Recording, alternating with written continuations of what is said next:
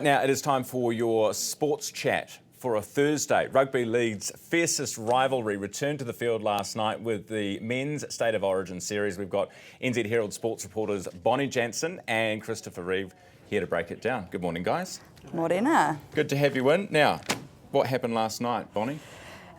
New South Wales won at Suncorp Stadium, obviously Queensland's home turf, and it's the second time in a row they've won there. So they're kind of becoming a little bit dominant, which, yeah, it wasn't a thrilling game, but New South Wales certainly the better side. They kind of dominated right from the get-go. They did miss a few conversions, but yeah, it was New South Wales show, wasn't it? Yeah, it was. New South Wales were by far the better team. They made their conversions. They, would have had a scoreline that reflected their dominance in the game. A yellow card on halftime sort of let Queensland back into it. But yeah, New South Wales were easily the better team. What no one's ever really properly explained to me, why do we have the State of Origin and we have the other competition and they collide and it ruins everyone's schedules? Why do they do it like this? Oh, State of Origin's always been the pinnacle of the sport, and I guess having it in the middle of the year kind of just gives everyone something to look forward to. But also ruins everyone's schedules. I don't know if it ruins the schedules. It means they have to think a little bit harder about things, but a lot of those players will go back to their teams and play this weekend, so it doesn't make too much of a difference unless someone goes and gets injured, and that definitely would ruin things. Yeah, have we seen any so far? No, everyone, I believe, came away unscathed last night. Including Mitch Barnett, the Warriors player. So he started the match and played all right. So he'll be back hopefully this weekend. Yeah, hopefully. Now, Liam Lawson in Spain, obviously he had his best result last week.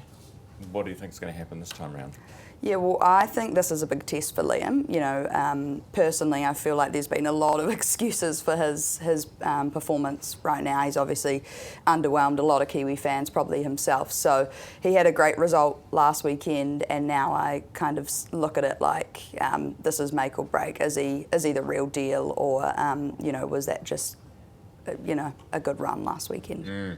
Yeah, it's another tough track if you don't qualify well. Liam benefited from a good qualifying lap last time out. Monaco, you're not going to pass anyone in Monaco. Barcelona, it's a little bit similar. There's maybe one or two opportunities to pass. So if you don't qualify well here, you're not going to get a good result. Mm. You're kind of relying on crashes. Right, which is not a good place to be. Not a good place to be. You don't want to only be good when no one can pass you. Yeah. Do you know what I mean?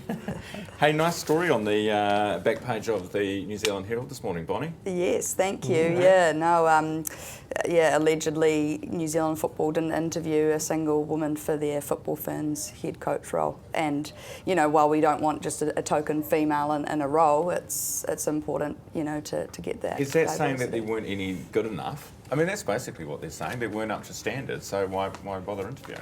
Well, there is a very eligible coach in the country that could lead the Football Ferns. She's an Olympic gold medalist, but she was involved. Her name's Beverly Priestman. She was involved in the drone gate scandal last year at the Olympics. So, it's a tough call, but I mean, maybe an interview for her would have been the right call. Yeah. All right. Hey, guys, thank you very much for coming on. Great to see you. It is New Zealand Herald sports reporters Bonnie Jansen and Christopher Reive on our